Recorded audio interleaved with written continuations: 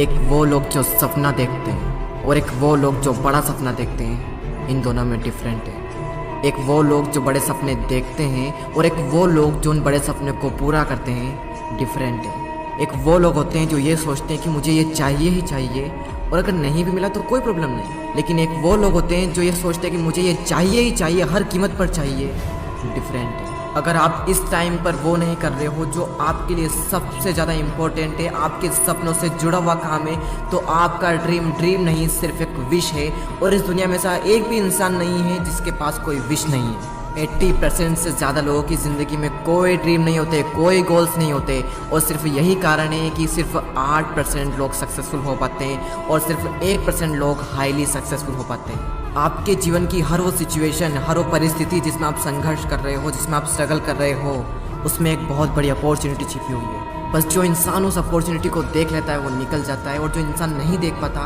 वो वहीं अटक जाता है। हम सब सपनों की दुनिया में जीते हैं, लेकिन अपने सपनों को सच करने का सबसे अच्छा तरीका है जाग जाओ, आंखें खोलो, देखो इस दुनिया को किस किस लेवल के लोग हैं, किस लेवल की उनकी सोच है, किस लेवल के उनके सपने हैं, क्या क्या करने को तैयार है वो उन सपनों के लिए। कोई भी इंसान जो अपनी ज़िंदगी में कुछ बड़ा नहीं कर पाता, जो अपने सपनों पर काम नहीं कर पाता, उसके दो सबसे बड़े कारण होते हैं। एक तो है फेल होने का डर और दूसरा है अपनी खुद की सेल्फ ईगो। लेकिन एक बात तो पहले से ही तय है कि कोई भी इंसान बिना फेल हुए तो कभी कामयाब हो ही नहीं सकता, तो फिर फेल होने का डर क्यों?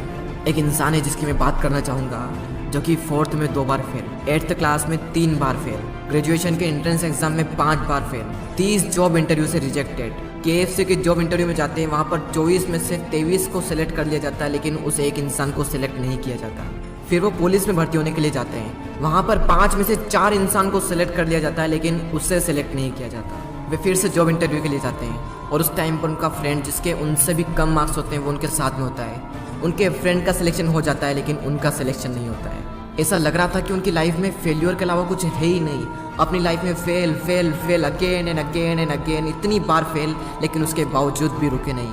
और आज हम उस इंसान को जानते हैं, चाइना के सबसे अमीर इंसान और अलीबाबा कंपनी के फाउंडर जैक मा के नाम से।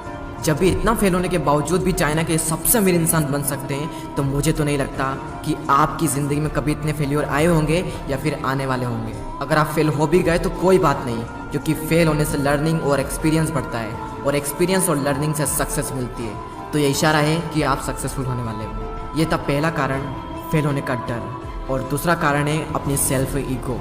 एक रिसर्च शो करती है कि आधे से ज़्यादा लोग सिर्फ अपनी ईगो के कारण अपनी ज़िंदगी में ज़्यादा कुछ बड़ा नहीं कर पाते। अगर आपको छोटे से छोटे लेवल का काम करना पड़ रहा है, करो।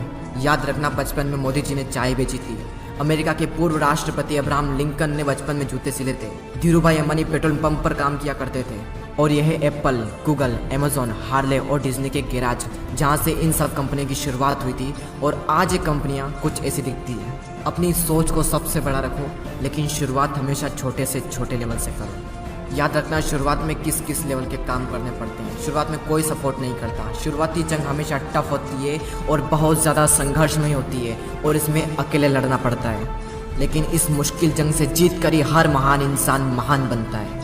भगवत गीता में लिखा गया है, क्रोध मनुष्य का दुश्मन है, आलस्य मनुष्य का दुश्मन है, लेकिन जब करियर की बात आती है तो ईगो आपका सबसे बड़ा दुश्मन है।